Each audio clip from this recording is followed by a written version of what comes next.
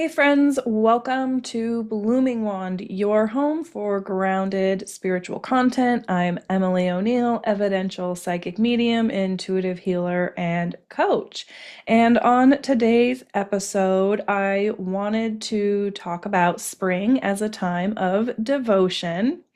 I love to explore and offer journal prompts and a tarot spread whenever we have shifts in season. And we had one obviously at the end of March with the spring equinox. And as we move to April, we are in April. As we move towards May, we'll have another shift on May Day or Beltane, that being the halfway point between the spring equinox and the summer solstice.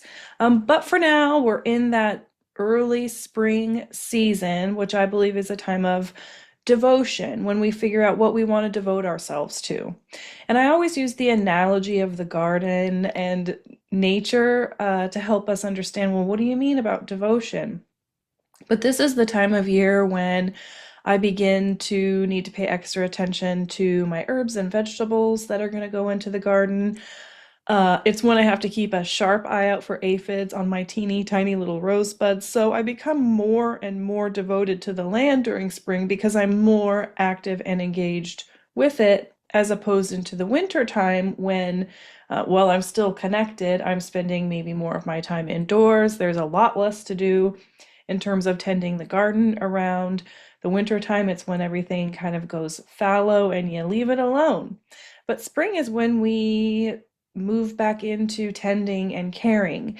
And while we can tend and care to an actual physical garden, we can also tend and care to our own personal garden within.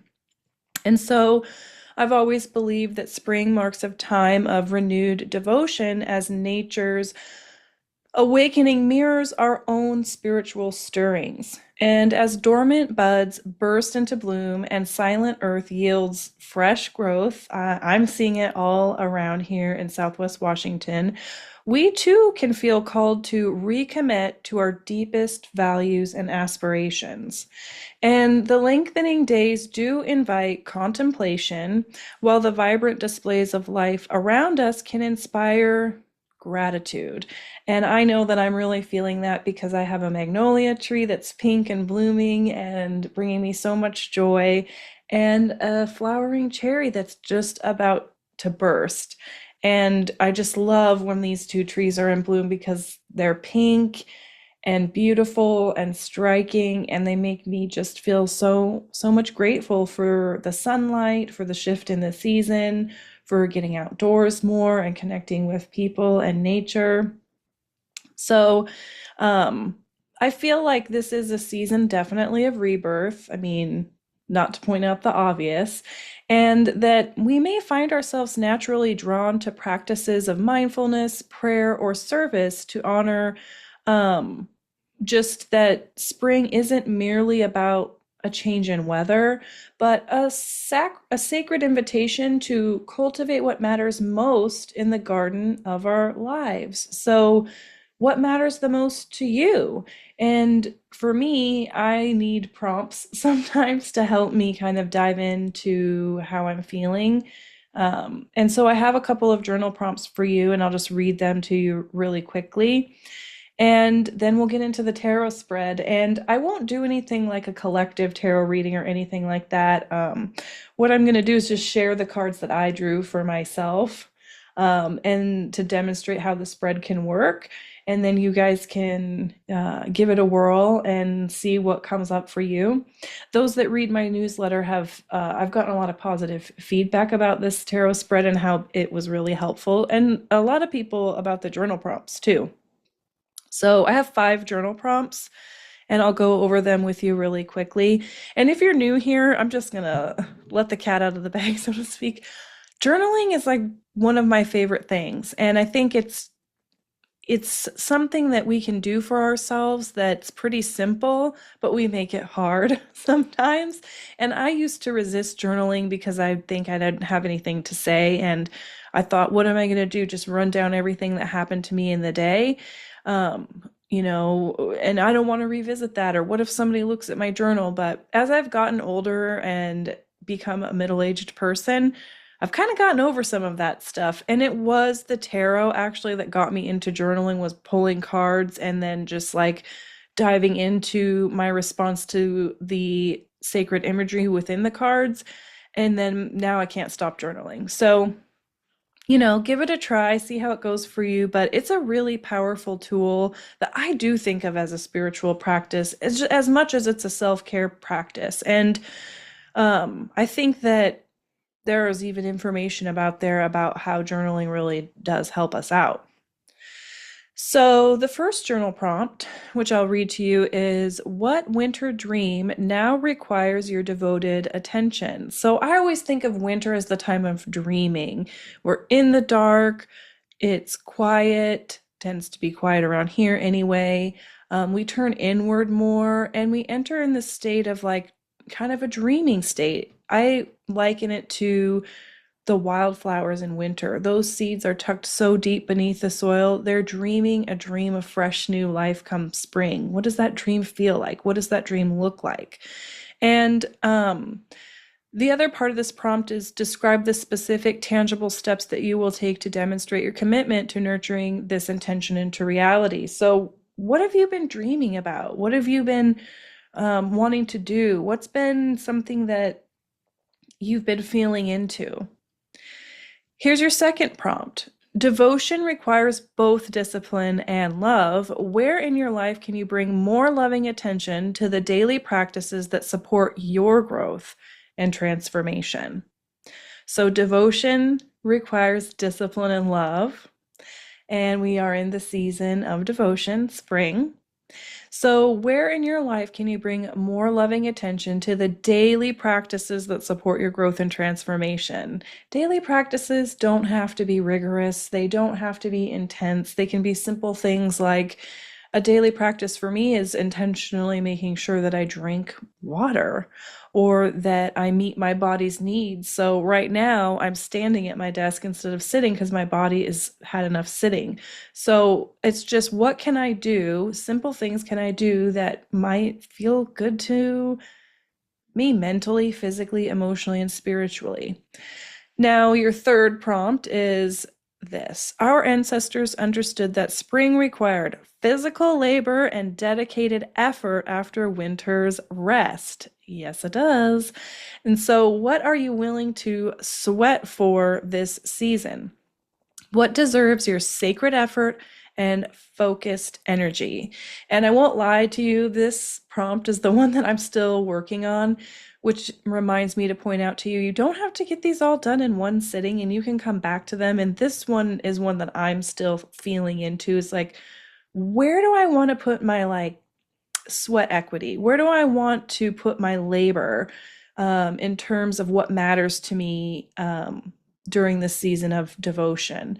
Where do my efforts feel more aligned with my values? And for me, things are kind of shifting and changing in terms of how I want to use my time and energy. So I'm giving this prompt a little bit of space until I have a better sense of that. But it's coming into picture for me, I can tell you that. Here's your fourth prompt. Consider a project or relationship that matters deeply to you, and what does devoted tending look like for this particular garden in your life? And how will you show up consistently even when the initial excitement fades? Yeah, I think sometimes we get excited about things and then get a little swirly twirly and put a lot of effort into them initially, and then the hard work sets in and we're like, I don't know if I want to do that. Fair enough.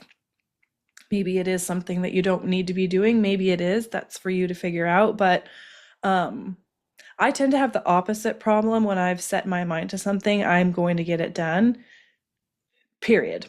And so I have to be careful about what I set my mind to and have to make sure that it really is aligned with like my values and how I want to feel and move through life, because I've got a little bit of a work horse tendency, and I'll just work to work. I don't know. Maybe that comes from actually being put to work as a child at a young age. I first job at 11, so I have my own like things I have to be careful of, and I'm sure that you do too. And that's okay. So the fourth prompt, I'll just read it one more time. Consider a project or relationship that matters really deeply to you.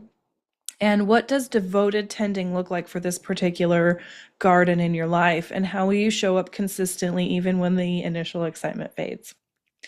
Your fifth and last journal prompt is devotion often involves sacrifice and the sacred act of choosing one path over another. So we can't do everything all at once. So when we're really devoting ourselves to something, sometimes it means other things don't get done. So, what might you need to release or set aside to fully devote yourself to what you truly want to be doing this season? And that's one I'm still working on a little bit too. I definitely am getting the sense of some things I'm going to be letting go of and kind of new things coming into being. And I offer this because the prompts are really just intended to get you thinking and feeling. And if that's all that it does and you don't journal for all five of them, great. I mean, you get to do whatever you want to do. Now, let's dive into the 3-card tarot spread that I crafted for spring devotion. And it's only 3 cards. I have found in my tarot practice that 1 card can give you a lot. 3 cards can give you a lot. You don't need to pull a ton of cards to kind of get a sense of things. You can if you want to. Sometimes I like to mix decks and pull lots of cards, but mostly in my personal self-care and spiritual practices, I keep it between 1 and 3. So card 1, the sacred seed. What intention from winter's dreaming most deserves your devoted attention and action now? And this card reveals where your commitment will yield the most abundant harvest. Card 2, the daily practice. What form of devoted tending is needed to nurture your intention into reality? This card illuminates the consistent actions, rituals, or mindsets that will sustain your growth. Card 3, the worthy sacrifice. What must you willingly release to transform to let me say that again. What must you willingly release to transform or fully devote yourself to what matters most? So what do you willingly release to transform to fully devote yourself to what matters most? This card shows what needs to be composted to feed new growth. So just to simplify that language, because I definitely maybe overcomplicated that, it's just what do you want to let go of so that you can really devote yourself to what you want to be doing. We can't do everything all at once, and I think most of us are trying to probably do more than we need to in most cases. And so this is just this opportunity to say, what am I going to just intentionally set aside for the season of spring? All right, now let's get into it. Let me tell you the cards that I pulled and sort of the messages that I got for myself around spring devotion. And you know what? There's always cards that were like, that's a big one. And so for me, my card 1, the sacred seed, was the 9 of Swords, which, you see a figure sitting upright in bed in the dark, head in hands. Maybe they're crying. It definitely looks like feeling overwhelmed and like you're having a hard time. So how does that connect to what intention I might set for myself or the sacred seed? So let me grab my trusty journal. So when I looked at the 9 of Swords, I see kind of processing difficult emotions, identifying thought loops, maybe wanting to cultivate some mental clarity, and prioritizing mental and emotional well-being. And so I would say that my intention that deserves my devoted attention right now is that I need to be making time to process some difficult emotions. That it would be helpful for me to identify thought loops or perhaps limiting beliefs. And that working towards cultivating a little bit more mental clarity for myself would be beneficial, and that I need to make time and prioritize my mental health and my emotional well being. And the reason that this resonates with me is I'm about 2.5 weeks or so um, post hysterectomy. That was a big deal. I definitely had a lot of feelings and thoughts about having the surgery. It was very much needed, but I was afraid to have it. I'm always learning and growing in terms of developing Blooming Wand and how I want to be balancing my work life self with that. And if you're a small business owner, you know how it is. You put everything into your work, but we also have to remember to set healthy boundaries around that. I've also, I'm in therapy, who's not? And in order for me to do the work that I do with clients, I feel like I need to make sure that I'm doing my self work. And I've really learned a lot about my need for external validation lately and how it's been such a big, in ways I didn't understand, motivator for me to just be validated by something outside of myself. And I've also learned that I can be really very hyper vigilant. If you don't know what that's all about, I suggest you look it up. So yeah, I've been feeling really overwhelmed, and I do need to make time to process my mental and emotional health and well-being. So that Nine of Swords is not really a surprise to me, that that's an intention that I know that would be a great sacred seed for me. And interestingly enough, during the winter, I knew the surgery was coming up. I knew it was going to unlock some things in me in terms of like deep wounds, childhood stuff. And anytime anything big happens to my body, that's something that happens to me. I think it's pretty standard for most people. So I set aside time in the spring so that I could do this devotion. I worked it out in my calendar and in my schedule, and I set some healthy boundaries up because I knew that this time I was going to need to take good care of myself. And I'm really glad that Winter Emily was thinking about Spring Emily and, did that. So that's a really kind of a deep and intense sacred seed. Um, Now, the second card is the daily practice. What form of devoted tending is needed to nurture my intention into reality? And I got the Five of Wands, which it's like, oh, look at all those. Trying to get something done, trying to make things come together, and it's quite a process. Looks like maybe having some difficulty. Now, when I always look at the Five of Wands, I see the potential. Like I see that these wands are about to form a five-pointed star if all the figures can kind of get on the same page.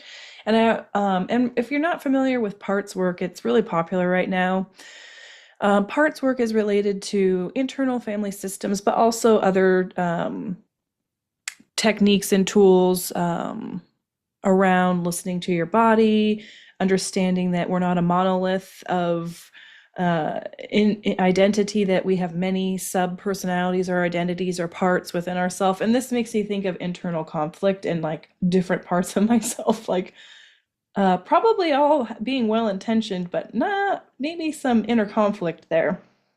So when I look at the daily practice and take into consideration the message of the Five of Wands, I see that I need to be more present and actively engaged with myself when I feel that inner conflict in the parts of myself that maybe want the same things but want to go about it differently, or when I have more than one thought or feeling at the same time and they're very different. So like an example for me is always like work harder, and the other part of me is like you need to rest. And then another part of me is like, oh, I have all these really cool ideas. I need to let's go do this or do that, like an energized part.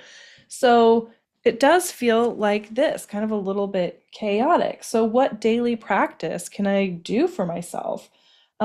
Which for me, I think I need to really just actively engage and be present for that inner conflict and figure out what parts of myself are being activated, what do they want or need, what values do they have? Because typically when I do that exercise, I notice that they all kind of want the same thing for me, and they often share values. And once I'm able to integrate that into my system, then things feel a little bit less chaotic. Um, I feel like it's a time to be more collaborative and cultivate stronger communication, not just internal dialogue, but external as well, making sure I let people know how I'm feeling and what I need as I continue to heal from surgery and things like that. Um, so that's kind of what I'm feeling about the daily practice is that becoming a little bit more comfortable with the inner conflict and realizing that it doesn't have to paralyze me, and that if I can do some of my self-care practices, like I have one where I put a hand on wherever I'm feeling an emotion and I just say, I see you, and ask it, what do you need from me? And then that's how I kind of integrate some of this Five of Wands energy. So I think I'll need to lean into that daily practice, kind of keeping it simple, not overdoing it, because I tend to overdo. We'll just kind of keep it simple. Maybe I'll do like a minute or 5 minute practice when I feel the need every day. So that's going to be my daily practice. So the idea is setting the intention and then aligning that with something simple that you can do to honor that intention every day, without making it become too overcomplicated or overwhelming for yourself. Like, we don't need more stress right now. Things are intense enough. Now, the third card, the worthy sacrifice, what do I need to willingly release or transform so that I can devote myself to what matters most? And it was really interesting. I got I love to garden, or if you don't, or if you're new here, I love to garden. I love nature. I love plants. I love animals. I love bugs. I love all that stuff. And I pulled the Seven of Pentacles, and I thought, well, what do I need to willingly release to honor what matters most? Well, they're not really doing anything. They're kind of just like watching things grow, maybe waiting too long and letting it kind of rot on the vine. So, what does that mean? What do I need to sacrifice? So, I had to think about that or feel into that. And then I realized one of the messages I got was, I need to tend to my own garden, which means I need to let go of the need to be paying attention to what everybody else is doing and sort of keep my eyes on my own page, so to speak. Um, so I really need to work on that external validation thing and that comparison thing that I personally do, and kind of release that. How do you release that? Feeling into why I need it in the first place might be a good thing to think about. I also feel like I need to release this need for instant gratification, that somehow if I do something, I'm going to immediately be validated or something for it. Or that like, because that's where I get my gratification is when somebody says, good job, or like, that was awesome. And I need that, or I feel that I need that. So I think I'm going to sacrifice or work on releasing the need for instant gratification and the need to constantly do. As I mentioned, it's like I like to kind of work a lot, and my body needs to rest right now. And so this is releasing the need to do so that I'm kind of more still and present for what I'm nurturing. I also got releasing fear of setbacks, releasing over analysis, releasing attachment to timelines, because nature is on its own timeline, and maybe I could just lean into that, like releasing the need to know how, when, why things are going to happen, which is so ironic considering that I'm an evidential psychic medium, because people come to me because they want to know things. And like, I get it, but sometimes we don't need to know, and sometimes we just need to let things be and honor natural rhythms rather than self-imposed timelines that could potentially be totally arbitrary. So that's kind of one of the things that I'm going to be releasing. And so in releasing that sort of arbitrary timeline thing, I feel like I'm releasing the need for constant progress, and so that I can lean into more of natural and organic unfoldings. So I'll just hold these up for you. Card one for me was Nine of Swords. card 2, Five of Wands, and then card 3, the Seven of Pentacles. So my hope was in sharing with you the spread and the cards that I pulled and kind of how I got down to the intention, the daily practice, and the worthy sacrifice, so that I can be really devoted in this season of devotion to the things that matter to me most. That you would have like a model and an example that you could use to help you with your tarot spread. And as you can see this season, I'm going to be devoted to really a lot of self-care, which to me sometimes sounds cliche, but really it's not. I'm definitely in a season of life where there's been a lot going on, and this is really important for me. Um, it's simple. I feel like sometimes these tarot spreads and these journal prompts point to some pretty simple things that we can do, but simple doesn't mean that it's easy. And that's why I think we try to overcomplicate it, because we think it can't be that simple, that I need to slow down and take care of myself. No way. Um, but yeah, yes, way. We do live in a world where we're looking at our phones and getting more information than I think our brains can honestly handle within a day. But think about within an hour how much email you've read, or how many things you've scrolled through on the internet or on social media. And it does do something to our brain. And science is catching up with that. And I know for me, it makes me feel like I need fast, fast, fast, like go faster, do more, get more. Um, and it becomes almost a compulsion. So I do think that slowing down is kind of a radical act these days. And, paying attention to how you feel and what you're noticing through your senses, and sort of decompressing from that fast push energy, and leaning into, yeah, things do kind of happen over time, and some things can turn on a dime in life. I certainly understand that, but most things, most of the time, we're between this and that. We spend a lot of time in the in between. So if you do the tarot spread, I'd love to hear from you. Drop a comment. Don't forget to like and follow or subscribe. I really do like to hear the cards that people pull, what their response was to the prompts in the tarot spread, because when we share with each other, we learn and grow together. And that's the entire purpose of Blooming Wand. So as always, take good care of yourselves, and I will see you soon.